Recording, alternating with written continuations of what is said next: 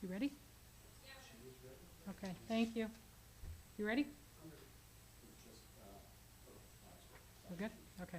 Recording in progress. Welcome to the Chatham Township Committee meeting of April 23rd. We have just returned from executive session. Adequate notice has been given. Our clerk confirmed that. And I will ask everybody to rise for the flag salute. I pledge allegiance to the flag of the United States of America and to the republic for which it stands, one nation, under God, indivisible, with liberty and justice for all.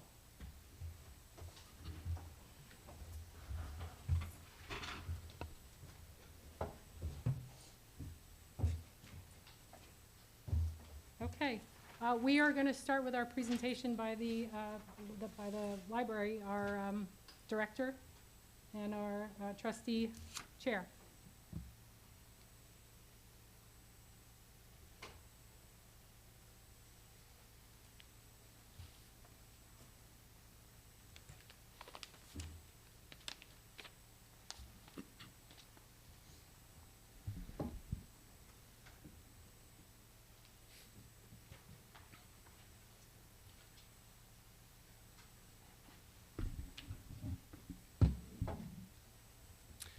Thank you very much, Mayor Ewald.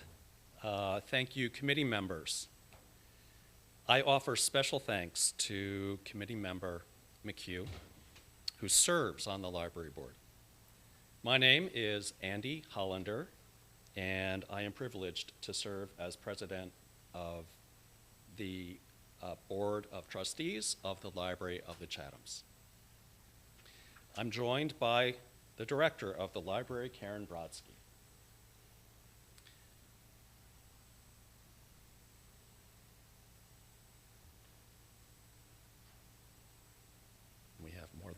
We do have more than one slide. That's the second.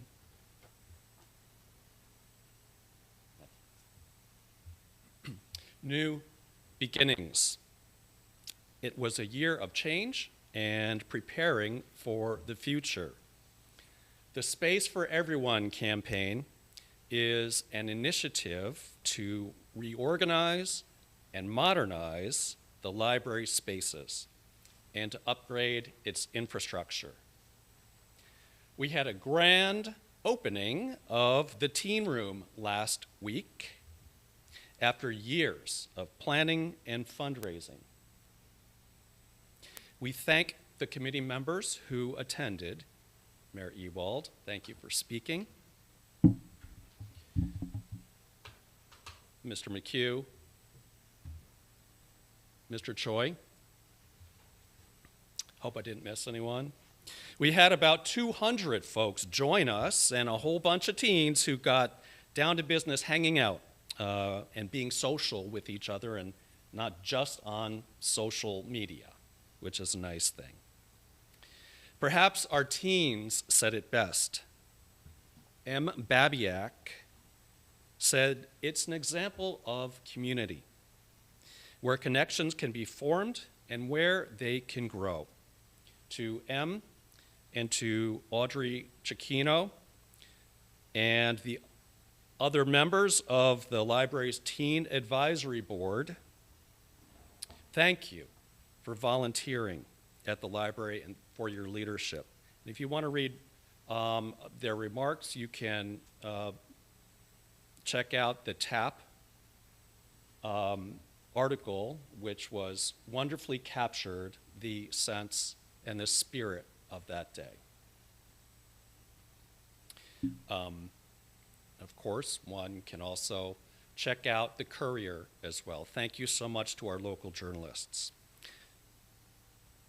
The Teen Center is only the first visible part of the changes that the library is making to meet community needs. The Space for Everyone initiative is also going to upgrade the children's room.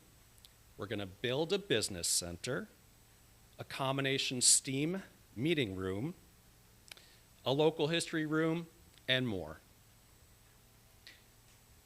We also executed on our plan of creating a ramp in the back so the library is more accessible to all, particularly older adults and caregivers who use strollers, even a double stroller for those who may have twins. And we're putting the final touches on the ramp. Hopefully it will be open within the month. We launched the Chatham Library Foundation. It's an organization that's going to make it easier to do major fundraising efforts for the library. It's still in its early stages, but we're on the way to bringing it up to speed. In fact, it's the sponsor of the library's 100th anniversary celebration, which is coming up in just 2 weeks on May 10, and we hope to see you there.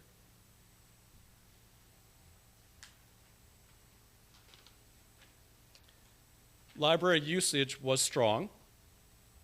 At lower right, more than 300,000 visits to the library website. Above it, more than 300,000 uses of the library mobile app. Bottom right, more than 300,000 items borrowed. Next, please. You want books? We got books. In fact, we added 3,600 adult books, 610 teen and young adult books, 1,700 plus children's books. That's consolidated into our collection of about 115,000 print books in the library. You want ebooks? We got them too, plus movies and music and audiobooks. You want seeds? We got seeds.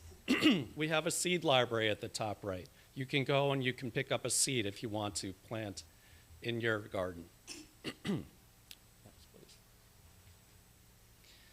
Overall, attendance was up strongly. The red bar is 23 last year. The blue bar is 22 year before. As you can see, 26,000 participants came to events sponsored by the library, and 5,000 came to community programs or meetings. So that's 31,000 participants in total last year. It's up about 50%. Next, please. Reference services, we added genealogy resources, and more. Adult programming, 9 fascinating programs by the Chatham Township Historical Society and the Chatham Historical Society of the borough. I gotta say that kudos, as always, to Pat and Martha Wells of the Chatham Township Historical Society. They put on fascinating programs like We Grew It Here, 100 years of New Jersey's agricultural history, and Quilting over the Centuries, Women's Life and History in America. Children's programming, Trip Around the World, based on the Michael Rex murals in the lower level. They're just fun to look at, and educational too. And we help teach young people about culture, food, and traditions elsewhere. Many teen volunteers. Next, please. Community group meetings, 549 of them last year. And the library is a place that welcomes all. Chatham Boy Scouts, Chatham Girl Scouts, so many different backgrounds, cultures, political beliefs. These are our neighbors, and I'm sure that many of us know a fair amount of folks who are members in those groups who came to the library, and we're just so delighted the library can be a place they can come together. In today's day and age, we could use a place that brings people together, and we're so pleased the library can do that for us. Next, please. The Friends of the Library it's just the heart and soul of our library. Their annual book sales are tremendous fundraisers. The March book sale is my favorite weekend of the year. The energy and the positive atmosphere that you see there, that you get there, that's just beyond description. And any one of us who attend any of those book sales, you'll know what I mean. And if you haven't yet attended, we really hope that you'll come by and you'll check it out, because it's difficult to put into words. Just a great vibe. And thank you, as always, to the Friends. And here are some of their generous gifts. One building, our library looks like one building, surrounded by a layer of bricks. In fact, that one building it's like a layer cake, and the icing is the bricks. And the layer cake is from 7 different areas of construction that are spread sideways, surrounded by that layer of bricks. So the first footprint of the library is 1924, and if I may, that's this portion over here. This is the front door. So the first footprint is here, 1924. That is what is going to be celebrated in 2 weeks for our 100th anniversary on Main Street. But let's say you check out a book. You're standing in that footprint, and here's the circulation desk, and here's the desk, the counter in front of you. You put your book on the counter. You're in the 1924 construction era. The librarian who helps you, that person is in the 1940 era. So it looks like one room or one big room, but it's really a combination of many. And what years of construction is it? It's 1924, 1940, 1960, 1964, 1983, 1991, and most recently, 2004. The 2004, by the way, is to your right. It's the children's area, and to our left here was referenced. Now here's our teen room. It's right here. So 7 areas of construction, but 14 HVAC systems. 14. So 14 HVAC systems that sort of cooperate sometimes and don't cooperate other times. You can see that that's one reason that we might have humidity issues in the library, and we do. And on top of that, we have 23 thermostats in the library. So if you count those little red dots, which are thermostats, there are 17 on the upper level. There are 6 on the lower level. Humidity, we often have dehumidifiers running, and we empty them constantly. So it's more comfortable for our patrons, and so the books don't get ruined. Library staff need to make it cooler or warmer. They have to take time from helping patrons. And it's a thing. They have to take time. And what we want is we want it to be as public-facing as possible so that the patrons are there and they have the best experience. This is one goal of Space for Everyone, which is to modernize the HVAC. And it's more economical to do it at one time than ad hoc. There are fewer walls and ceilings to open, fewer HVAC systems to reconnect, and the like. This is why we can call it HVAC havoc. And if anything, it's an understatement.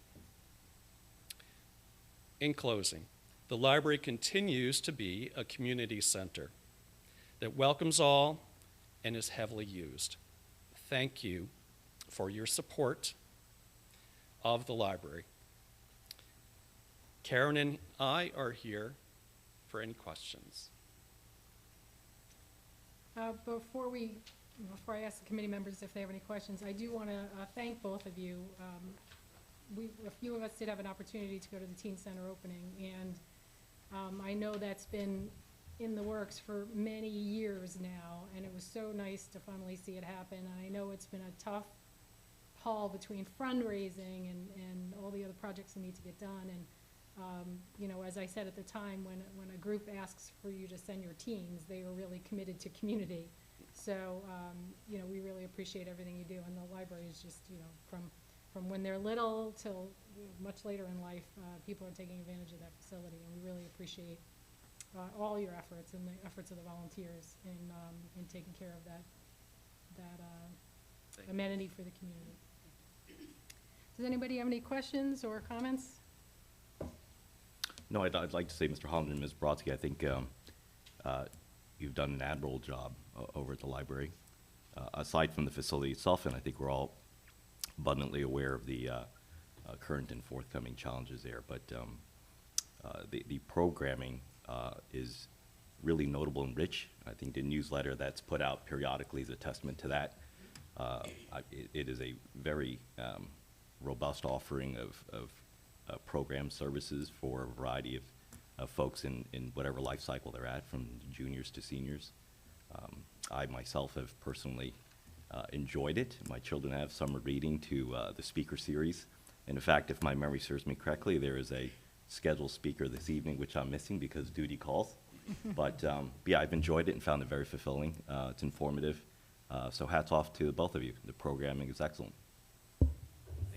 Well, I also know that you're making strides with regard to augmenting the collection. So you know, we've had brief chats about that. So hats off to you on that as well. I would just say thank you. My daughter's there right now actually studying because it's a nice quiet place, and I don't know where else she would have to go except for the library, so thank you.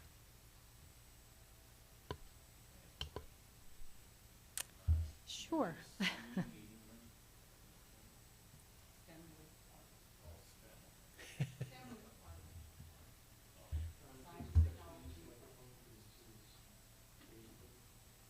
STEM with art. Science, technology, art. Oh. Math.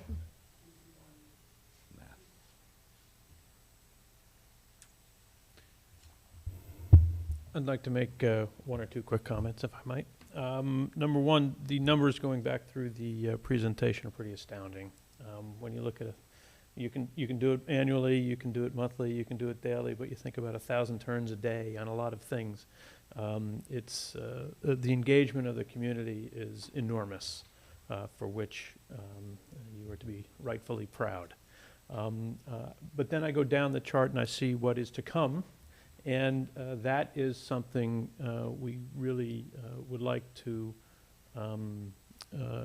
understand and understand the implication of what is and what the needs are. So I look at 14 systems, 20. You can't go to the do-it-yourself section of the library and figure out how to manage this disparate HVAC systems and the like. It is a very significant problem, not just from the protection and the comfort of the patrons of the library, but also the management of the library itself. And Karen, can you comment perhaps on how that takes away from perhaps the staff that you have at the library, and how that might improve that service to the patrons of the library? Sure. We are administration heavy because we need multiple people just to manage the problems that occur periodically on a daily basis in the facility. It's not just the HVAC, it's the electrical. Try turning off the lights in the library. You have to go to various electrical panels, turn some circuit breakers off, find behind some bookcases that if you didn't know it was there, you would never find it. It's that way with everything, the plumbing, everything. I hate to say it, we're managing as best we can, but it's a disaster waiting to happen, and it was 10 years ago when we first started working on this project. And the staff has worked very hard to try to manage it, to try to put patches on it, but you can't go in your home for 20 years without doing some kind of major work. And we've gone 20 years without doing any major work at the library, waiting to do this project. So experts can't manage the building. Experts can't agree on the best way to manage various issues that we have. So we make the best assessment we can with the help of multiple experts. How many people agree on an approach? We'll give that a shot. In the end, though, it's the staff, actually people with master's degrees or multiple master's degrees, emptying dehumidifiers all day long during the summer months. That's really difficult, and people are not as patient as they used to be before COVID. People have to wait for help. Sometimes they don't get the help that they need.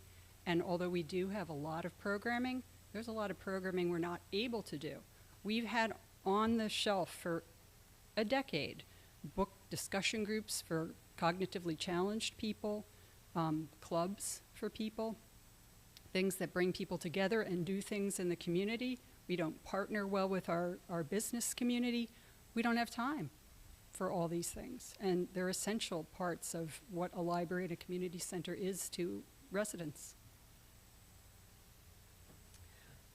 Can I ask, in terms of, my understanding was with respect to the plans, that there was supposed to be a discussion with the architects, Mr. Shadi, in terms of figuring out how to phase. There was an opportunity to phase. Is that the next step? Okay. We're actually looking at coordinating between the borough administrator, Mr. Shahadi, and the representatives in the borough as well to get together. It looks like maybe the end of the month or into May that we might be able to take that opportunity so that the architect can explain to all of us what those options might be, and then perhaps look at targeting a path to get to improvements. Wonderful. Thank you. I'd just like to make a comment or two. Please. Thank you. We really appreciate your work. Mr. Hollander, your volunteer work is amazing. Ms. Brodsky, you've done a wonderful job of leadership at the library, and I really, I think the sentiment of this committee and on its whole is clear that we're very pleased with the library and the work that you've done. My comments are really for this committee in that, you know, for a decade we have some funds that were donated for a teen center, and it was held for, it's held in a MAC account. And my understanding is that we've had that money for more than a decade, and we haven't released it. They built a teen center. I hope that we can follow through with these, or with our sentiment, with our words, to find a home for that money at the library. That money was, as I understand it, somewhat earmarked for improvements at Colony Pool to create a teen center there. But the teen center's been built, and the place that our greater community has chosen is the library. And I think we have some immediate funds that can be released, and we should do that. I've talked about this privately. I've talked about it in different ways, and I'm just imploring this committee to publicly please take action on that. It's available now. Yeah, so, and I can't recall if I responded to you about this, but those funds, that was fundraised by the Municipal Alliance Committee members at the time. I can't recall specifically with respect to a teen center what they were looking to do, but I did reach out to find out, you know, what they're thinking at this point in terms of how they want to use those funds. So I haven't heard back yet, but I'll follow up again. Thank you. And I'm sure it'd be great if they would partner with the library. I'm sure they would be, you know, there could be some meeting of the minds here. But my understanding was that it was for facility. Yeah, and I know there was discussion because one of the churches, they used to use a downstairs basement for like a meeting, you know, location. So it might be that they redirect towards programming or towards materials, but I'll reach out and see what they're thinking. Mayor, if I just may clarify for the public's benefit about those funds then, we're the custodian, we are not the owner of those funds. So we can't just do as we please with those funds. They're not ours to do with as we please. We're simply the custodian of them. Okay, thank you. Thank you so much for coming to visit, and we always love hearing updates about the library, and again, appreciate all your efforts on behalf of the community. Thank you very much for the opportunity to present to you. Thank you.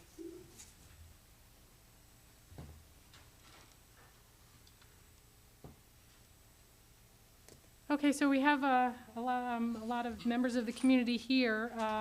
We will be moving into our hearing of citizens, but beforehand, we usually have our mayor's message and our reports. So I'm going to move into that now, and you'll have an opportunity to come up and speak really soon, really in short term. There have been a lot of fun events going on around town. Spring has sprung. Around 200 people celebrated Holi at the Mountain View Field last week, and the baseball and softball club of the Chathams had their opening day party this past Saturday. These events are all volunteer-run, and I want to thank the coordinators for all their efforts. I had the opportunity to attend both events, and they really did a wonderful job. Deputy Mayor Choi joined me for the baseball-softball club opening day, and I'd like to thank him for throwing out the first pitch and saving me that embarrassment. In addition, the library of the Chathams Teen Center had their official opening, as you just heard about. It is a wonderful facility, and it is open to adults while the children are in school. I want to again thank the trustees of the library, the friends of the library, and the library director and staff for all their efforts making this long-awaited dream a reality. I also had an opportunity to participate in our Office of Emergency Management tabletop exercise. I want to thank our OEM chair, Chief Miller, and our OEM deputy chair, Rich Young, for running a very informative and productive tabletop exercise. I also want to thank the representatives from the Chatham Emergency Squad, the Green Village Fire Department, and Chatham Township Fire Department who were in attendance for their participation. To listen to all the planning and preparedness that goes into emergency planning and knowing these are volunteers reminds us how truly fortunate we are to live in Chatham Township. They really were quite impressive. I want to thank them and our Chatham Township Police and our DPW for their participation in the exercise and for their dedication and service. That definitely gave me great peace of mind to participate and knowing the professionalism and expertise of the staff that serves our community. Before we move on to reports, I want to wish all who celebrate a happy Passover. I also want to congratulate, we have two organizations in town celebrating big events, again, volunteer organizations. Our Chatham Education Foundation is celebrating their 30th anniversary with a gala this Saturday, April 27th. And I'd like to congratulate the Chatham Community Band, who is celebrating their 40th anniversary on May 5th with a special concert. I will join both groups at their events to read proclamations honoring their organizations and their volunteer members. And I'd just like to read a small part of each of those proclamations into the record now.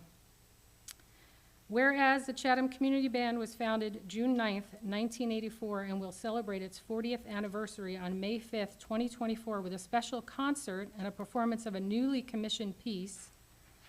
Now, therefore, be it proclaimed that I, Stacy Ewald, Mayor of the Township of Chatham, wish to congratulate the Chatham Community Band on their 40th anniversary and thank the band for its contribution to the arts and culture in our community for the past 40 years, and hereby declare May 5th, 2024, to be Chatham Community Band Day.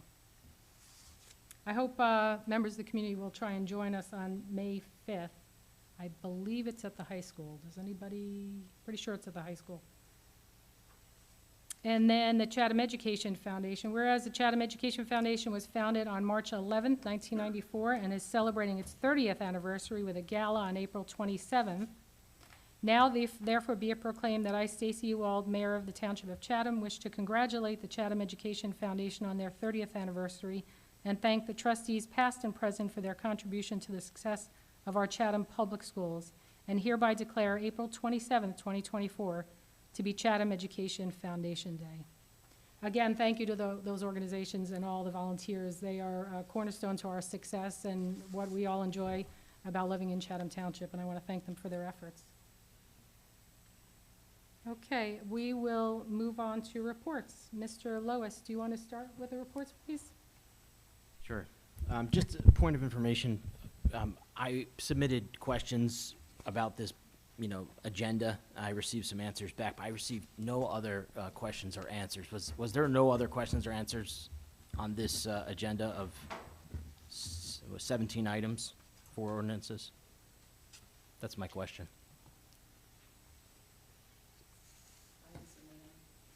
No questions on this? So I was the only one. Okay.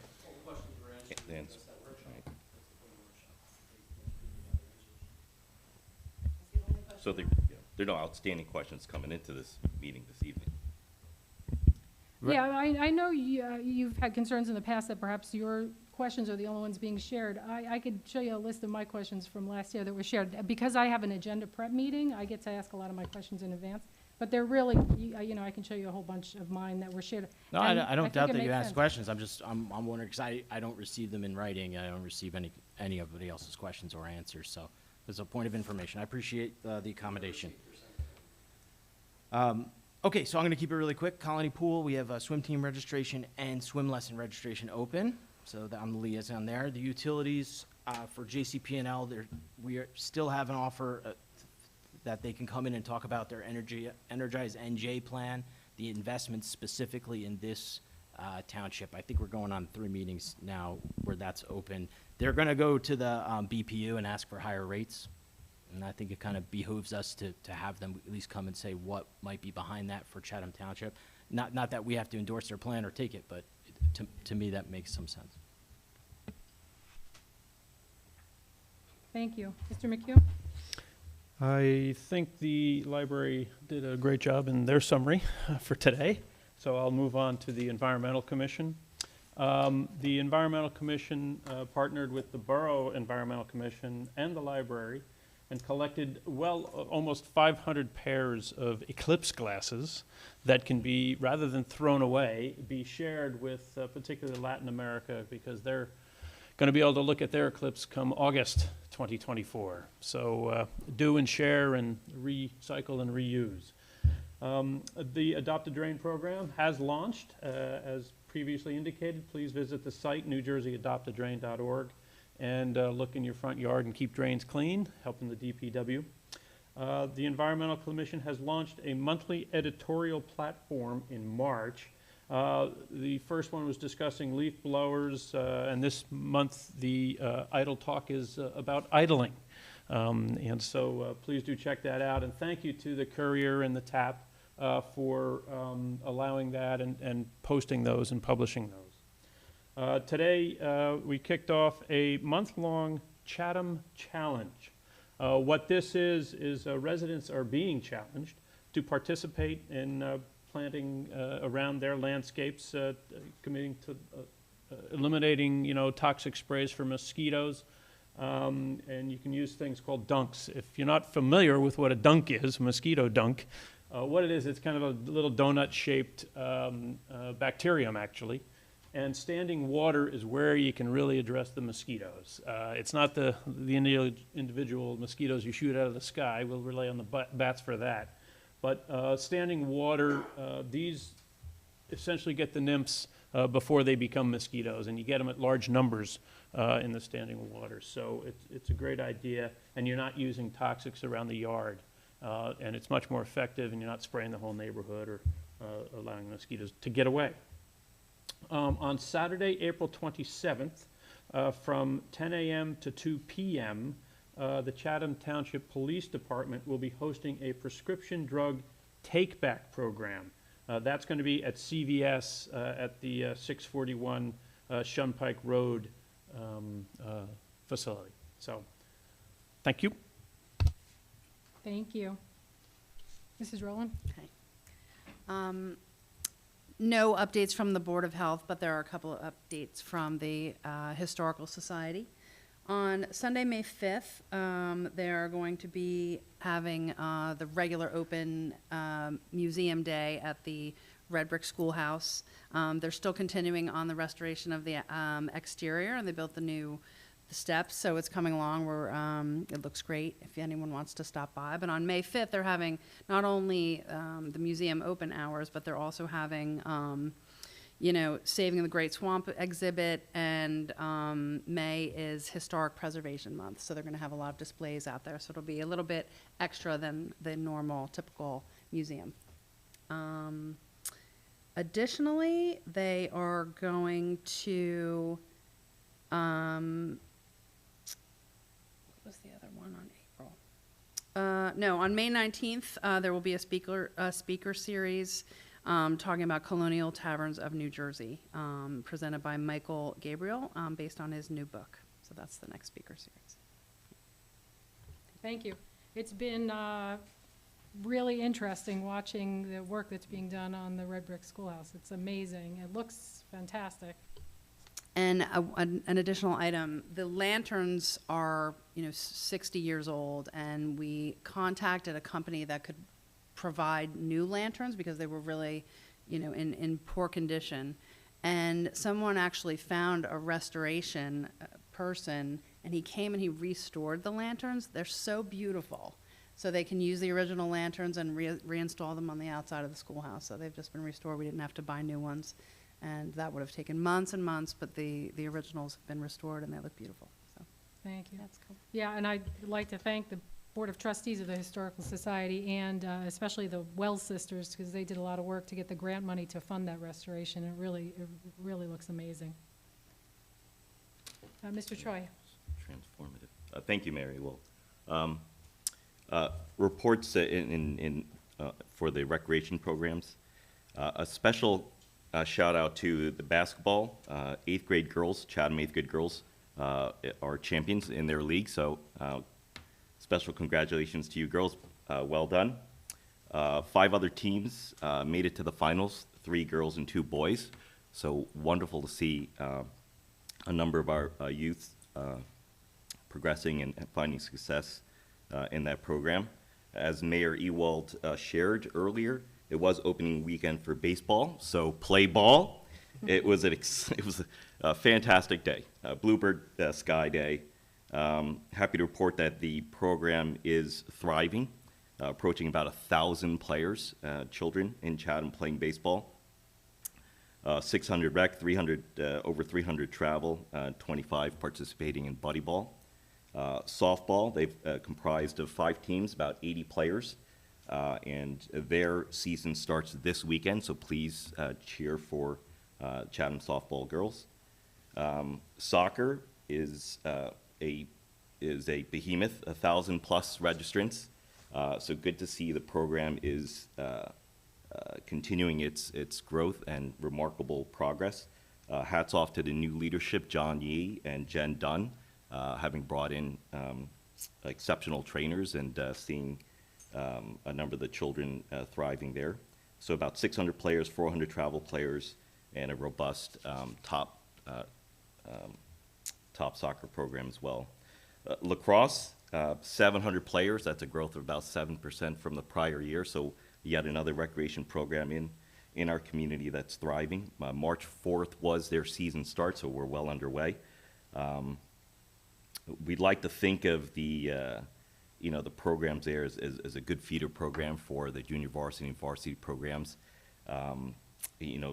Lacrosse folks love to share great stats for the girls who are graduating. They've got 35 Division I commitments to college, so boys and girls from Chatham who will continue playing at really an elite level of lacrosse. Football, almost 350 predominantly boys playing, 150 tackle, 200 flag players. They are welcoming girls, so they would love to see girls participate. They're also exploring potentially a start of a girls' league, provided there's excitement and critical mass there. Registration is open. They're starting it super early. So if you'd like your child to participate in the program, please sign up. It's an early season start, August 12th. So if you have any ideas of having your child play football, your summer gets cut short. So just be mindful of that. I think it's suffice to say that recreation in Chatham is a bustling service. It's wonderful. There are just a great number of youths that are participating, and I like to think of it as just a quintessential metaphor for life. These children are learning how to work hard, be committed to working with a team, practicing, having an integrity. So I just love to see all the children participating and seeing them really excel. So I think happy news continues. Thank you. Yeah, it's amazing how big the soccer, the baseball programs, they're doing a wonderful job, our club sports. Okay, so in the senior center had a successful Mahjong event, and they expect to host more in the future, so keep an eye out if anybody's interested in joining. They are hosting their Spring Shred event this Saturday, April 27th, from 9 to 12 at the middle school or until the truck is full. They also will be hosting a pickleball tournament fundraiser on Saturday, June 8th, from 9 to 3. Those have been very popular in the towns that have hosted them. So that registration will fill up fast. It is open until May 20th. So if you're interested, please go on the Senior Center website and you'll find more information. Finally, the Senior Center is looking for a new program director. It's a part-time position, approximately 20 hours a week, 3 days a week. So if anybody's interested, they could reach out to me or contact the Senior Center directly. We are going to move into the hearing of citizens. Before I ask Mr. LeConte to read the guidance around the hearings of citizens, I do want to let the attendees know that I did receive a letter with some questions about the Green Village Extension, Trail Extension Project from Kelly Curran, and did have an Mayor, opportunity. I have that for reading. Oh, you're going to read that into? Yeah. Okay, great. So we did receive that. I did ask Mr. Shoddy and our engineer to respond. I don't know if we'll be able to answer a lot of those questions this evening, but certainly we will answer those questions, and I, certainly welcome the residents to come up and speak at this time as well. But I'll ask Mr. LeConte to read the guidance first. Members of the public are now welcome to come up to the microphone to address the Township Committee. This is an opportunity for any member of the public to be heard about issues which are not topics scheduled for public hearings tonight. Those present may step up to the microphone to be heard. If you are watching via Zoom, you may speak during any of the public comment sessions by following the Zoom instructions to raise your hand. Whether in person or online, when you are recognized to speak, please mind the following procedures. Please say your name, spell your last name, and give the name of your street. You do not need to give your street number. All public comments will be limited to 3 minutes. Rather than use any of your time answering questions, the Township Committee will wait until you finish speaking before responding. There are 2 public comment sessions on tonight's agenda. Each member of the public will be limited to 1 comment of up to 3 minutes during each public comment period. Written comments submitted to the Township Clerk before 3 p.m. today will be read during the public comment sessions. Written comments are subject to the same guidelines as oral comments. Duplicative written comments may be summarized rather than read in full, according to guidelines issued by the New Jersey Division of Local Government Services. Thank you. And could you read into the record what you've received? Yes, it's the same letter that was sent to the committee, but Kelly Curran wrote the following. Dear Mayor and Township Committee, it has recently come to the attention of residents of Green Village that the township is now in the final stage of implementing a path extension currently referred to as the Green Village Connector from Green Village Road to Southern Boulevard. Unfortunately, there has been very limited information shared with the public, including residents along Green Village Road. Despite several attempts to obtain information regarding the township's proposed plan for the Green Village Connector Trail, we have not received satisfactory responses. We understand that the plans are not yet final, and we wish to ensure that all our questions and concerns are adequately addressed. Enclosed is a list of questions we have, questions we request to have answered by the Township Committee. Regarding the project plan and timeline, 1, will there be public discussion prior to finalization of the proposed plans? 2, have all DEP EPA approval been granted for installation of the path in the wetlands? 3, please provide clarity on project timeline. 4, who is responsible for building the path? Who is responsible for installation of crosswalk and sidewalk? 5, who is funding the construction of the path? And does funding include the crosswalk and sidewalk?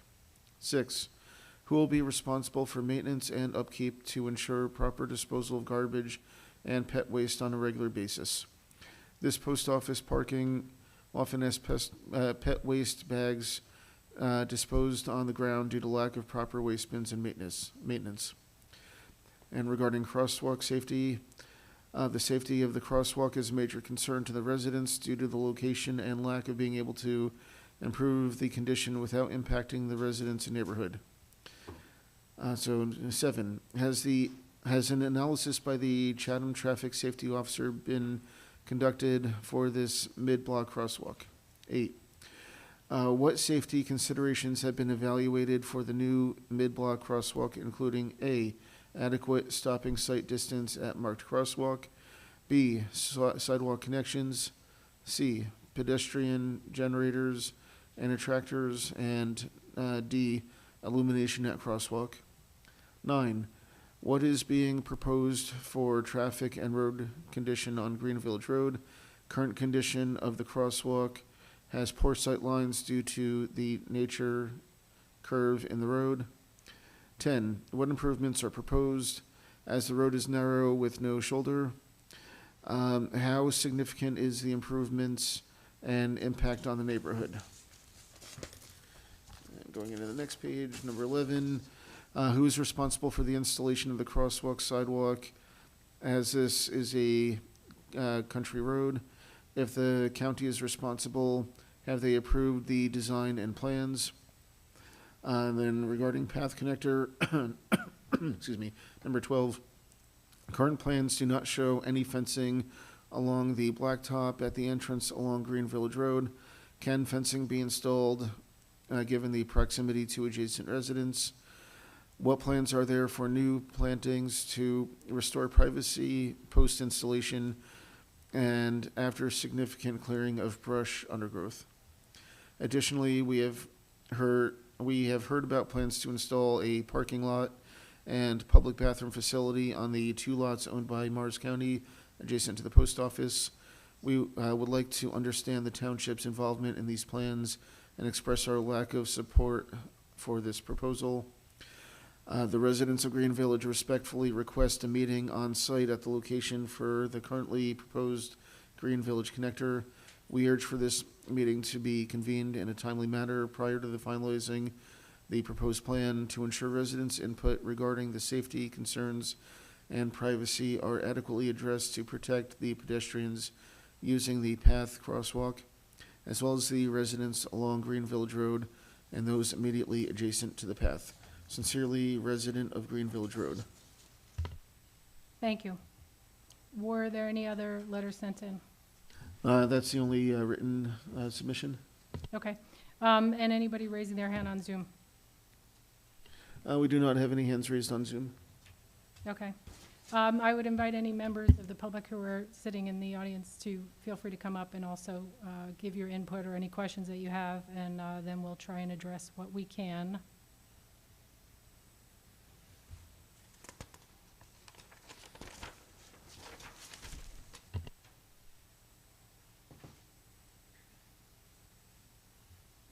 Good evening.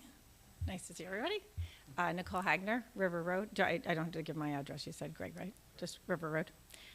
So it's just, yeah, yeah, exactly. You live right next door. For full transparency, I'm here because several, the residents, several that are here tonight, reached out when I had originally gotten appointed to the Open Space Committee, inquiring about this trail. And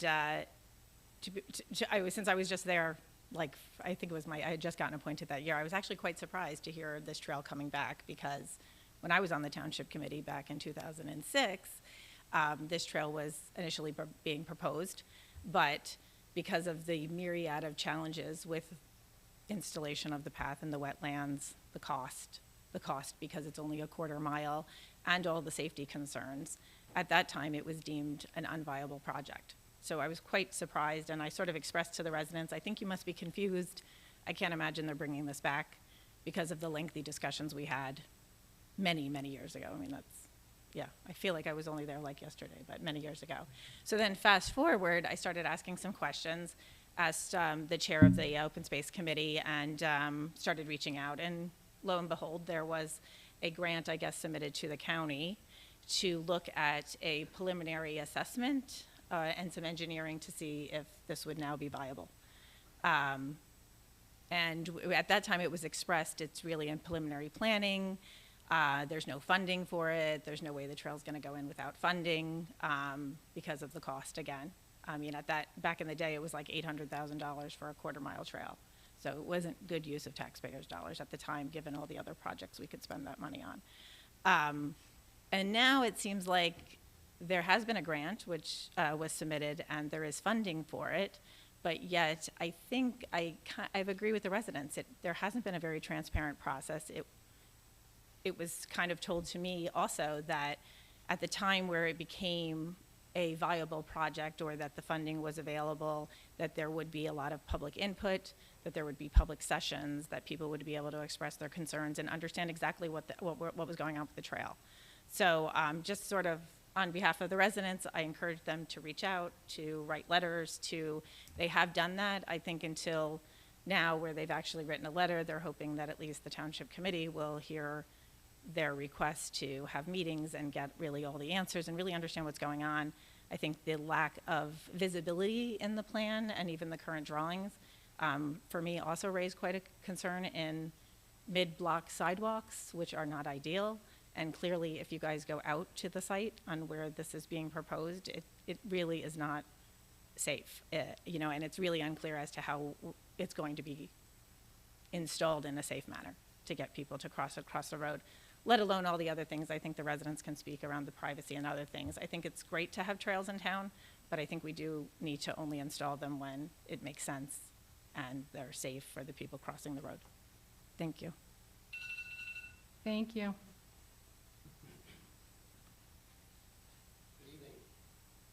Thanks for your time. Good evening. That's my alarm clock, so you just startled me a little bit right there. My name is Robert Ortman, O-R-T-M-A-N. I live on Green Village Road. I'm one of the concerned residents that live there that was surprised about this path. I'm concerned about safety on the street, safety at my home. To be transparent, the path goes right through the woods right next to my property. So I'm kind of concerned for my family's safety. I'm concerned for, well, privacy, of course, but that's not the most important thing. But I'm really concerned about how this crosswalk is going to go, supposedly, which sounds like it's kind of a gray area from the township and from the county, from what I understand, as to how these trailblazers, if you will, are going to come through and cross, on a blind curve that people are doing 60 all the time, and then walk down the street further to go hit the Lewanika path. So it's just there's a lot of gray area. The letter, of course, pretty much says all the questions. Piggybacking what Nicole said, we just want really clarity, we really do. And again, personally, it's going right down my property line, so I even have more skin in the game than others, property value, security, the list goes on again to the letter that we wrote you. And then I think it'd be really beneficial if we could get a meeting on site so that we really could see the wetlands and the wildlife and the track that they've already marked out and already tagged and already brought out their transit and surveyors. But it'd be really beneficial for everyone to really see it and see what we're dealing with and really experience the traffic flow and really experience on how it is a dangerous curve. I would also say there's so many other places on Green Village Road that you could potentially do this path. And, I'm no expert, but I'm just thinking of the easiest way is we have the Boy Scout path, I believe, that's right at the end of Melrose. Is that correct? I mean, that's Chatham Township, that's a public path, yeah? Oh, yeah, the Conservation Trail. Across Yeah. the street, excuse me, yeah. So you have that walkway that comes from Nashfield because that's the beginning of the path, evidently. And the path could come up and be at Melrose and cross and go through that natural path that goes all the way out to the woods, then to Lewanika, from what I understand. So I just find that would be an easier course of action and actually maybe even a more pleasant, better path. I don't know, and less destruction in the woods and just less time. I don't know. I can't choose my words right now. But I just, there's so many different ways that we can look at this path, I think. But I think to start the ball rolling, I think if we had an on-site meeting, I think we'll all really get a taste of what's going on. So, a little Thank nervous, you. so I didn't get everything out the right way. No worries. Thank you, Thanks. yes. Yeah, well, that's it. I appreciate your time, and hopefully we get that meeting. Thank you. Thank you.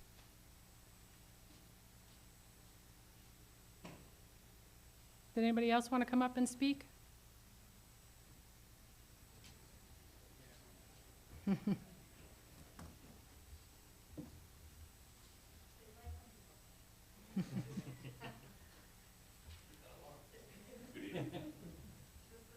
name is Craig Mealy. I live on Britton Road. I've been there for 59 years. I just don't see any reason why anybody would want to put bathrooms by the post office in Green Village.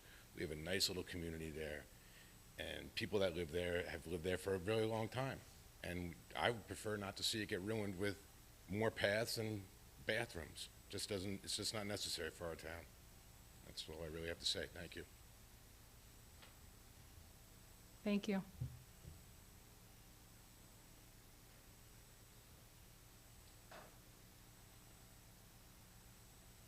Hi. Hello. Forrest Shue, S-H-U-E, also Green Village Road, been there about 30 years, so just a youngster compared to a lot of people on Green Village Road. But kind of an expert on the path from the standpoint of I've been here since I went to Drew in the 80s as a cross-country runner, running on all the Lewanika paths.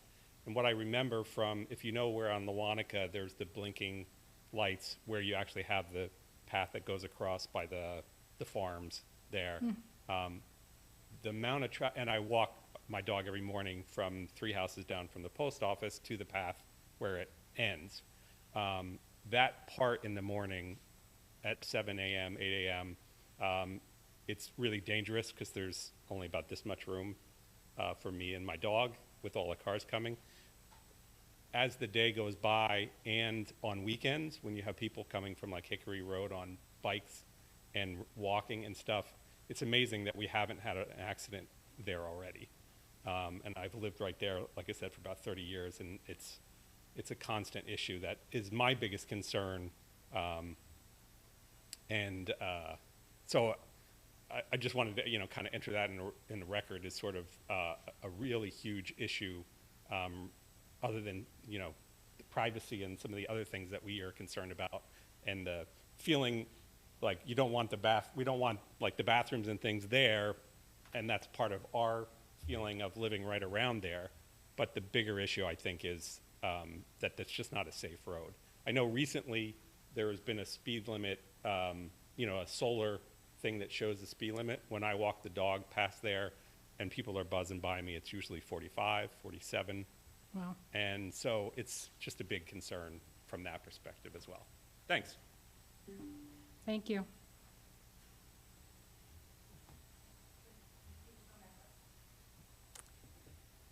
Usually we wait till the end of the meeting for any additional comments, seeing as are you okay? Okay, thank you. And was there anybody else raising hands? Okay, I'm going to close the public hearing. So I want to thank you for coming, and I want to assure you that, I'm here to talk to you. We could set up what we need to so you can get comfortable and so we can figure things out.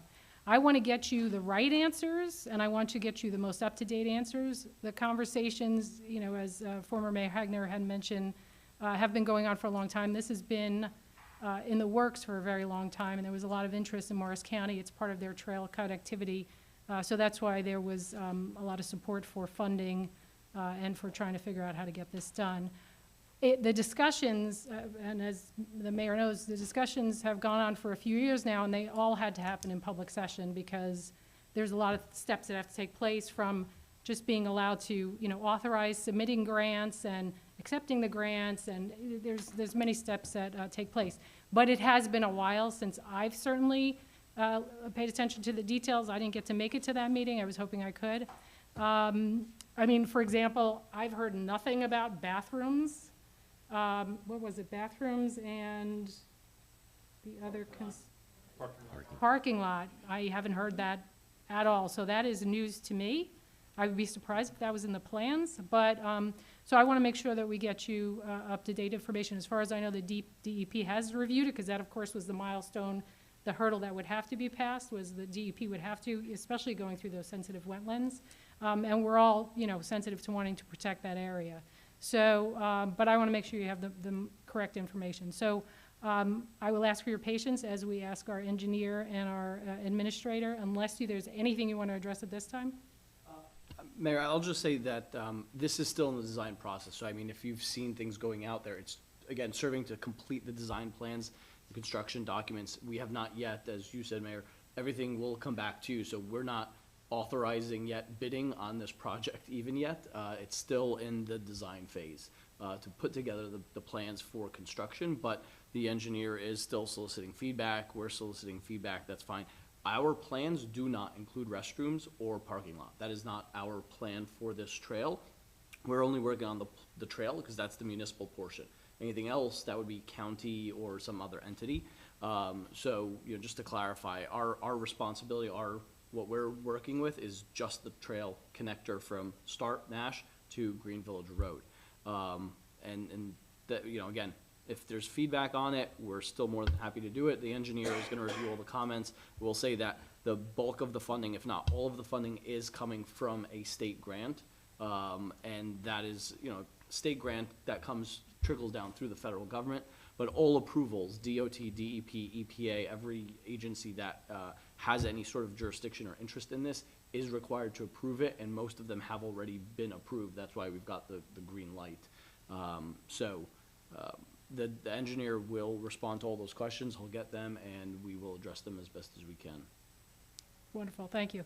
So like I said, I would ask, hopefully we can get those responses in the next week. I don't see any reason why, in the next week we couldn't get those, and then we'll figure out next steps. Either we can have an open session, we could do a separate meeting altogether with the residents of Green Village to just make sure everybody understands what the plans are. With respect to the county's portion, we can help coordinate with the county, and plus we happen to have one of the county commissioners living in town, so we can, engage his participation so he can make sure that any concerns with any county plans are properly communicated. So.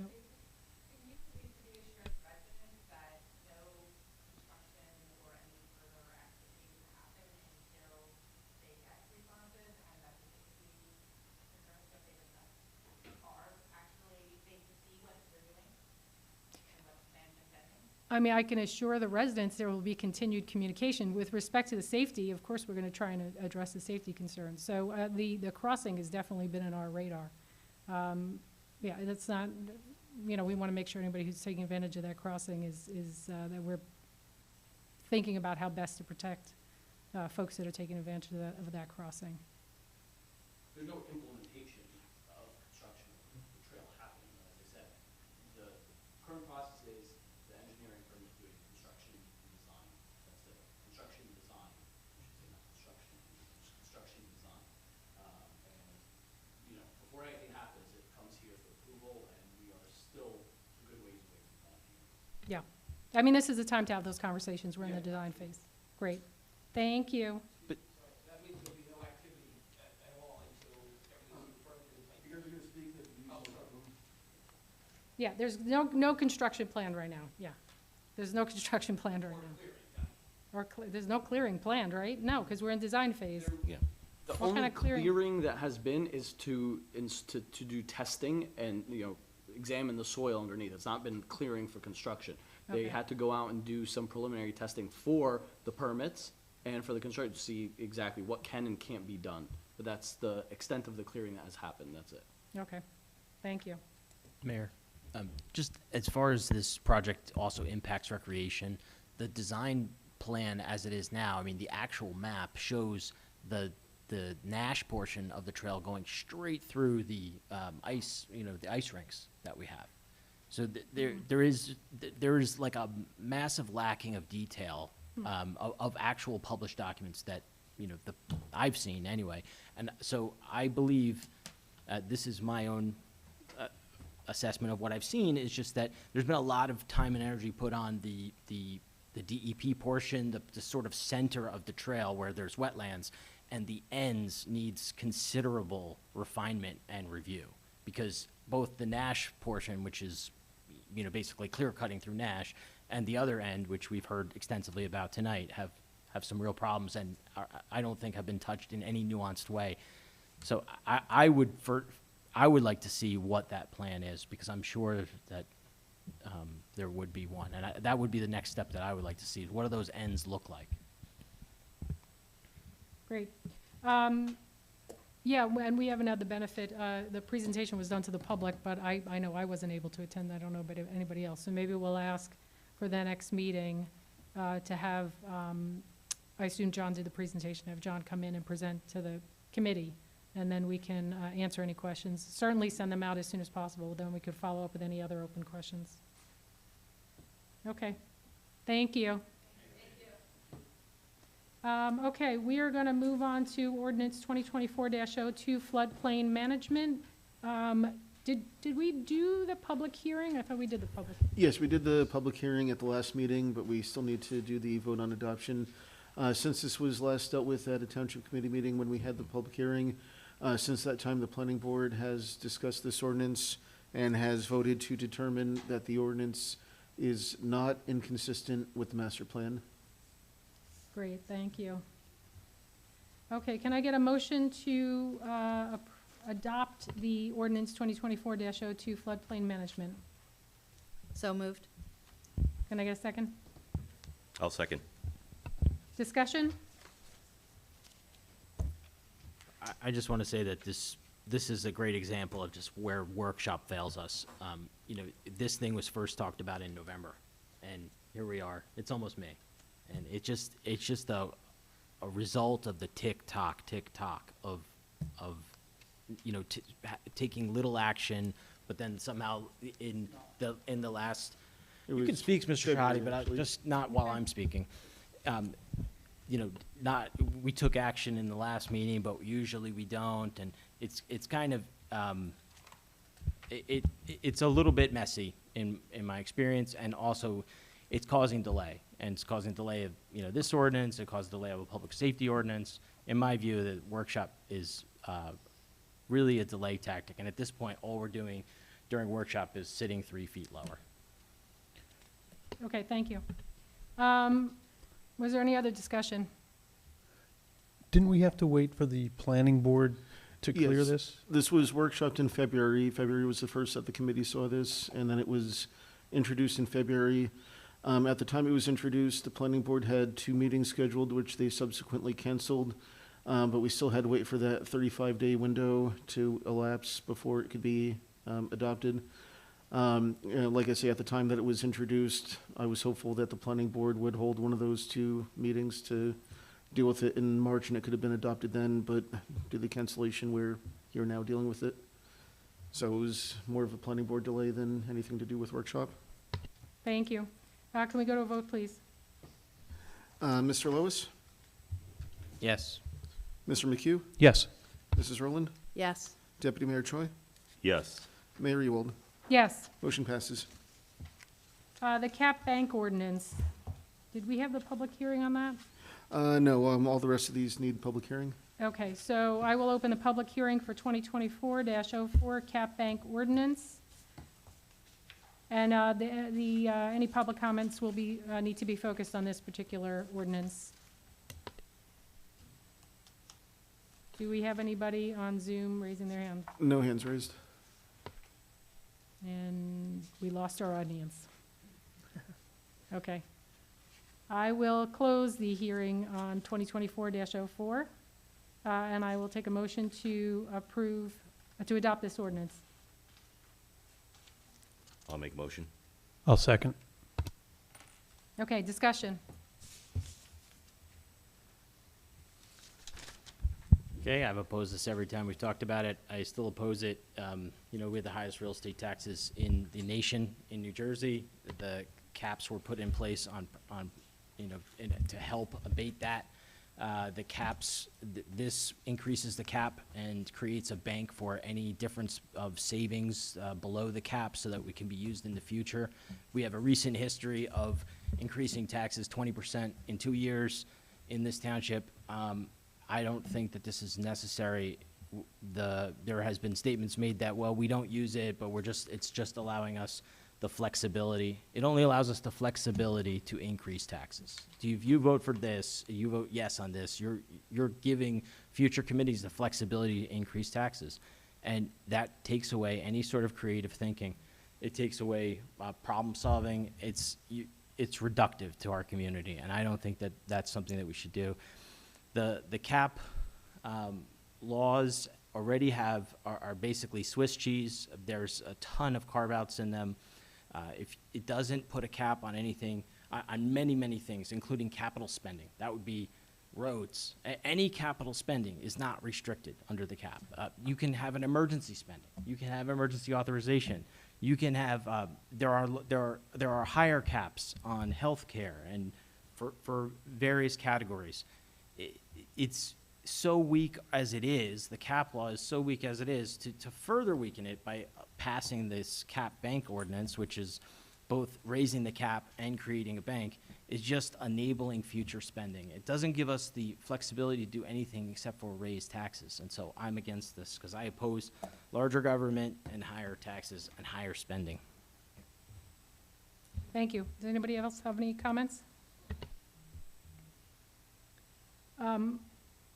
I guess my only comment regarding this is that, you know, this provides flexibility to future committees, but they are held accountable, and they need to justify any additional spending that they decide to undertake. So I don't want to limit their ability should they need to use this, and it was provided for in the legislation in addition to that 2% cap in order to provide effective financial planning and financial management. So I will support this ordinance. Anybody else have any other points of discussion? Okay, let's go to a vote, please. Mr. Lewis? No. Mr. McHugh? Yes. Mrs. Rowland? Yes. Deputy Mayor Choi? Yes. Mayor Ewald? Yes. Motion passes. Thank you. Okay, 2024-05, repealing Harding Emergency Dispatch Contract Ordinance. I move that we introduce ordinance 2024-05. I'll second. You mean adopt, right? A motion to adopt, yeah. Yep. Yeah. Okay, and Mr. McHugh is second. Did we do the public hearing on this one? Not yet. Okay, why don't we open the public hearing now for 2024-05, which is basically a cleanup of a dispatch that does not exist, a cleanup of the ordinances. Okay, and I assume there's nobody on Zoom? Okay, so seeing no one for the public hearing, I will close the public hearing, and we have our motion and our second, so is there any discussion? Let's go for a vote, please. Mr. Lewis? Yes. Mr. McHugh? Yes. Mrs. Rowland? Yes. Deputy Mayor Choi? Yes. And Mayor Ewald? Yes. Motion passes. Okay, and ordinance 2024-06, mid-block crosswalks. Did we have the public hearing on this one? Life is very busy in the 2 weeks between the last meeting and this one, so I apologize. Yeah, we still need the public hearing on this one. Okay, so I will open the public hearing for 2024-06. And no hands raised. Thank you. Seeing no hands raised, I will close the public hearing and ask for a motion to approve the mid-block crosswalks ordinance. So moved. And do we have a second? I'll second. Any discussion? This is also a cleanup of ordinances. Okay, can we get a vote, please? Mr. Lewis? Yes. Mr. McHugh? Yes. Mrs. Rowland? Yes. Deputy Mayor Choi? Yes. And Mayor Ewald? Yes. Motion passes. Wonderful. 4 ordinances in probably less than 5 minutes. Well done. Okay, public hearing adoption of the 2024 municipal budget. And I do not believe did we have a public hearing on this? Yes, since this is the adoption of a budget, even though it's a resolution, I still have to have the public hearing on the budget before we can have a vote on the resolution to adopt the budget. Great, thank you. Okay, so I will open the public hearing for the 2024 municipal budget.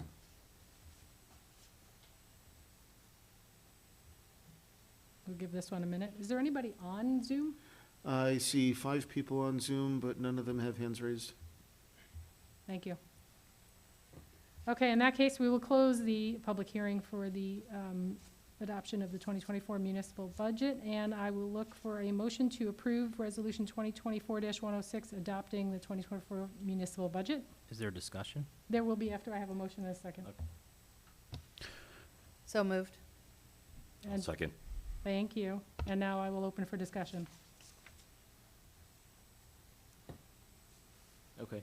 I had asked questions about this, which was that, was there any revisions since our last meeting? And there was not. And it was apparent in the last meeting, as I talked about the reserve for uncollected taxes increasing, that was maybe not well known among the committee here.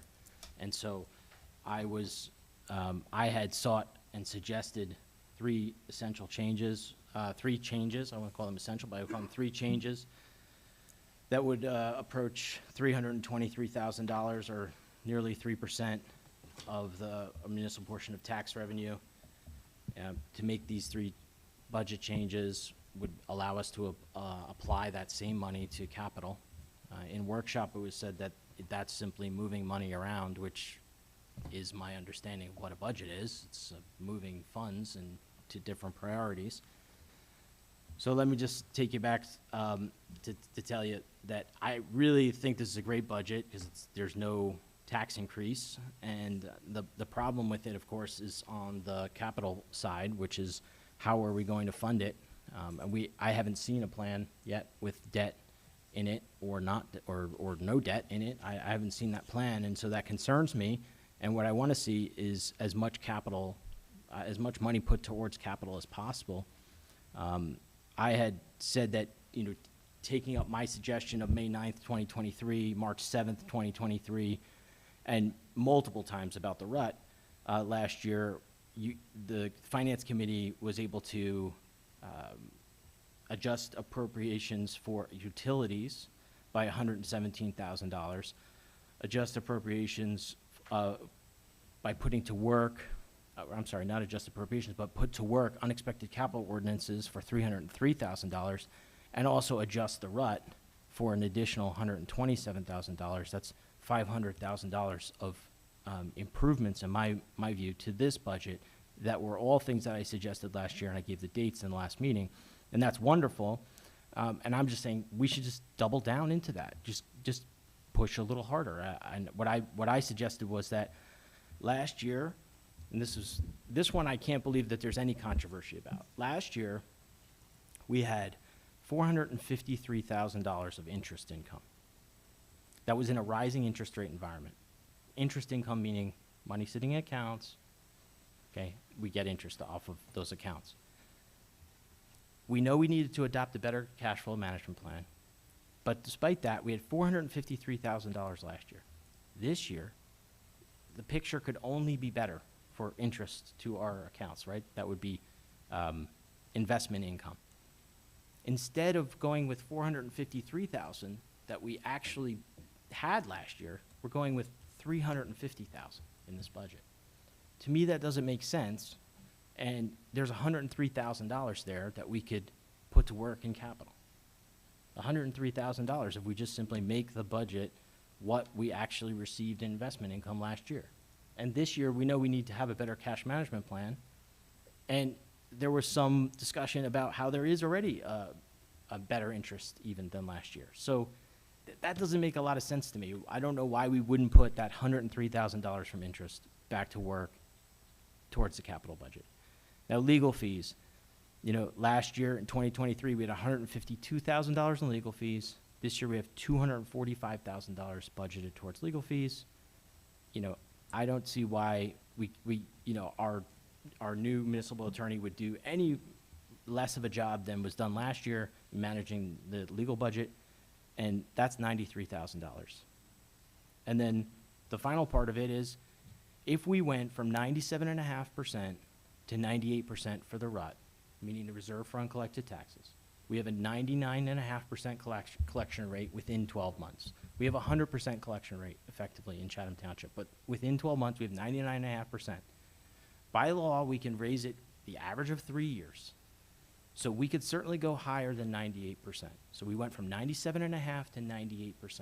If we went to 98.5%, still a very healthy margin away from what our limit would be, we could add another $127,000 into this budget, into capital.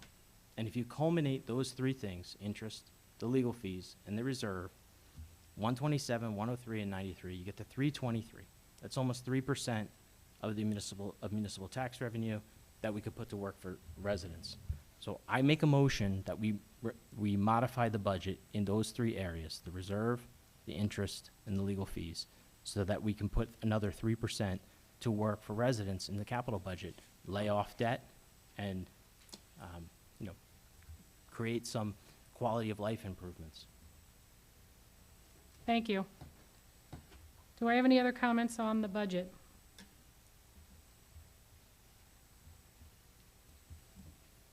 Yeah, my only comment would be this.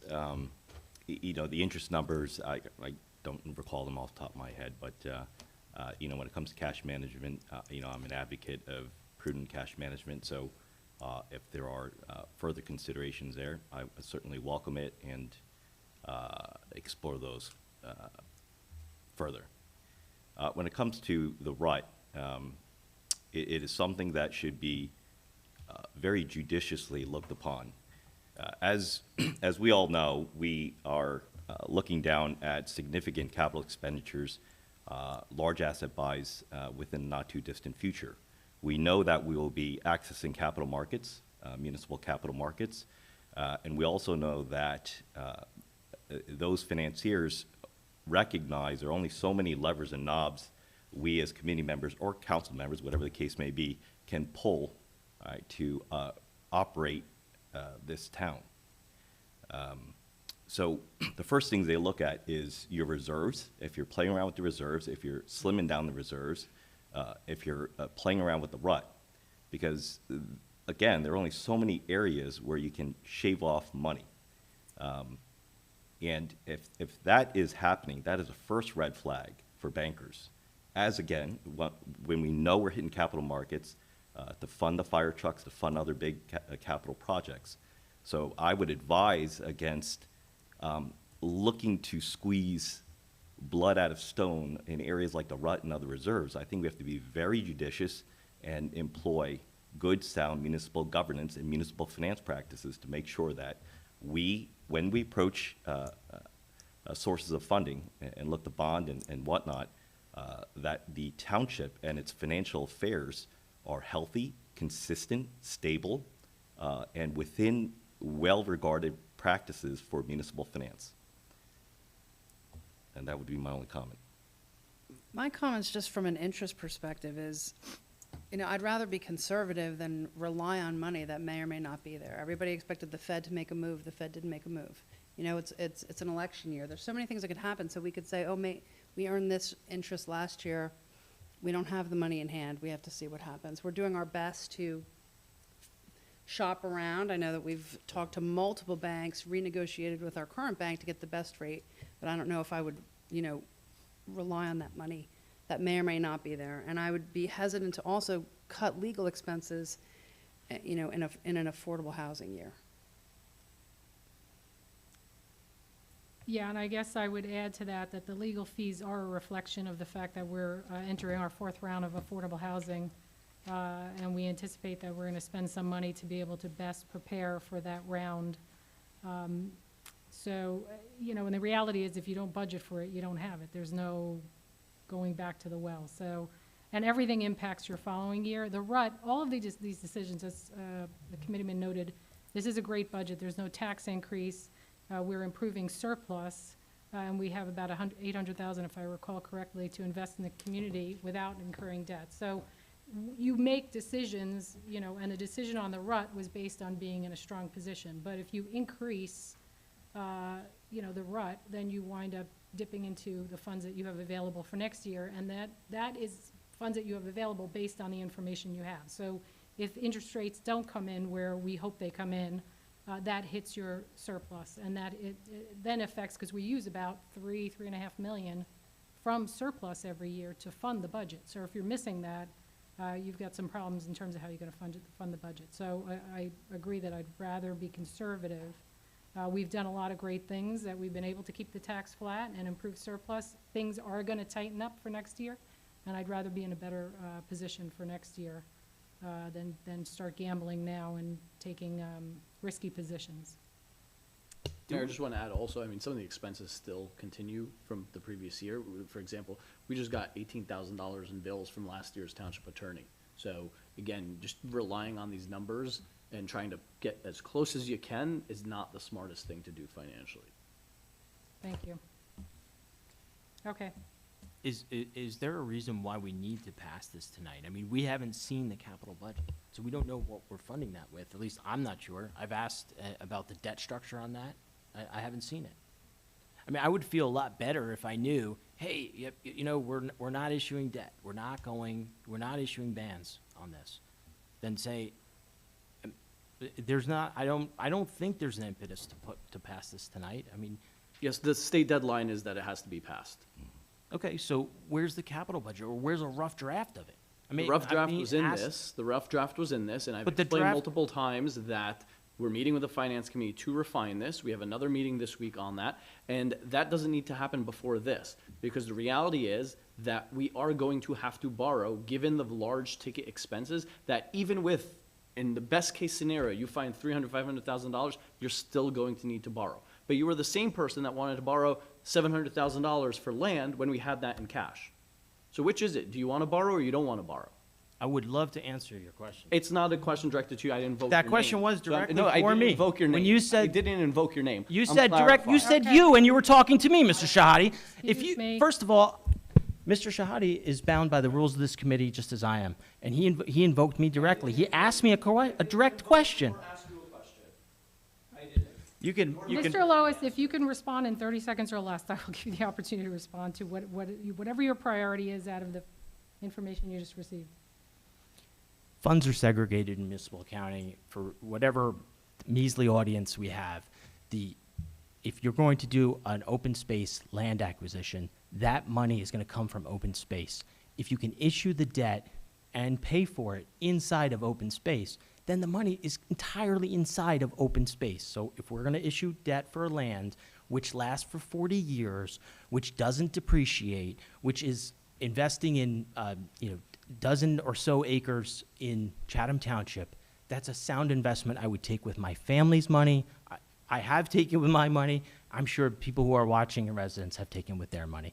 An investment in land in Chatham Township is entirely different than investing in a car or a computer or some other piece of capital that depreciates and is useless in 7, 8, 9 years. Okay? So obviously issuing debt for that, just like if you issue debt for your home, is a smart investment.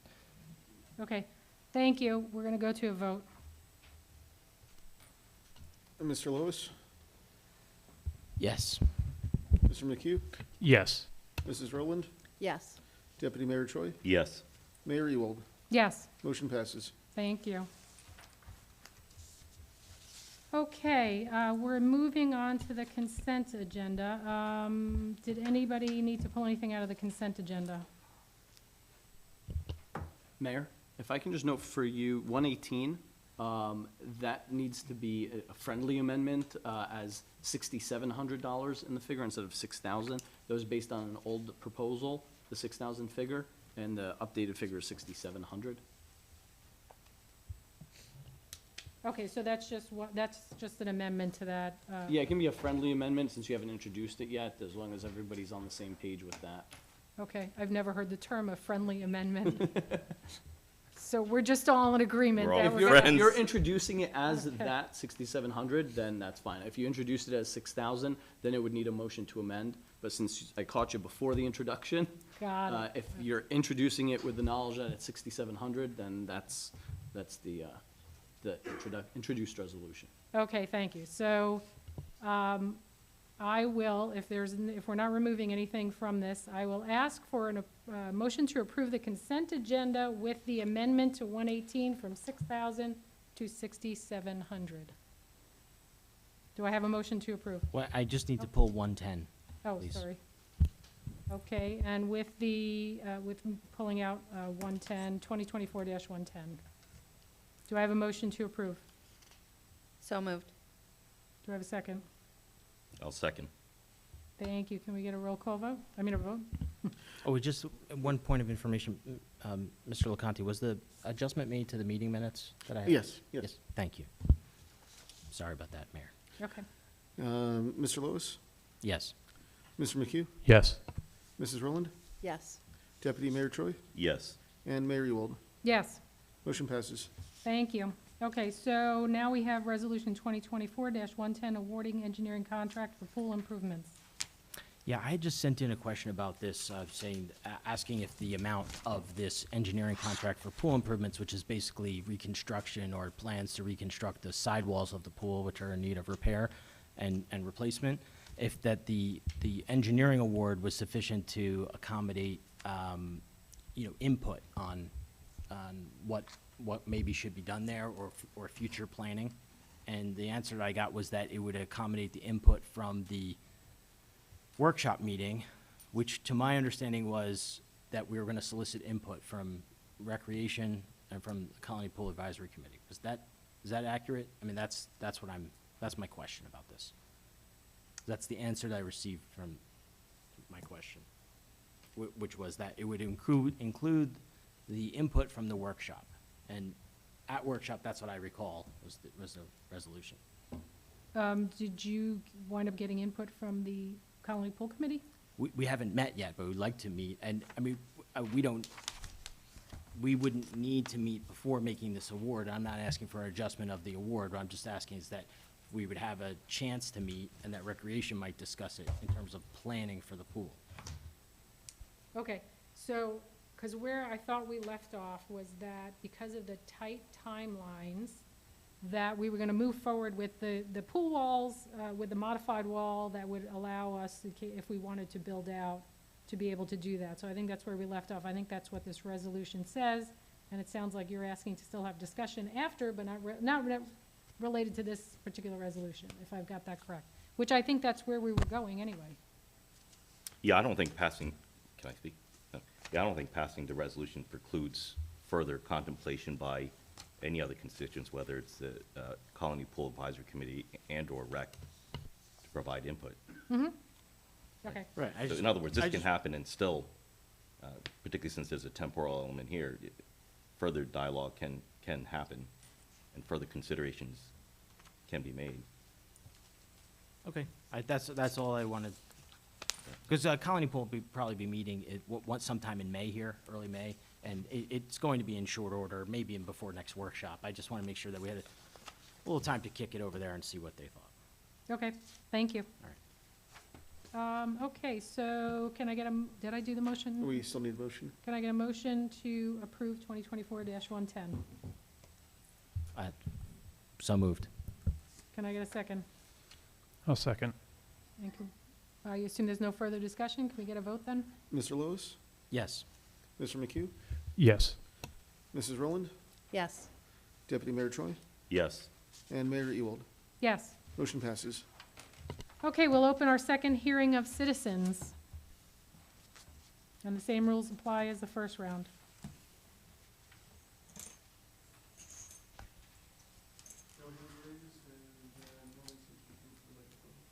Thank you. Seeing no interest by our citizens to come up and speak, I will close the hearing of citizens, and I will look for a motion to adjourn. I move that we adjourn. Thank you. I'll look for a second. Second. All in favor? Aye. Aye. Thank you.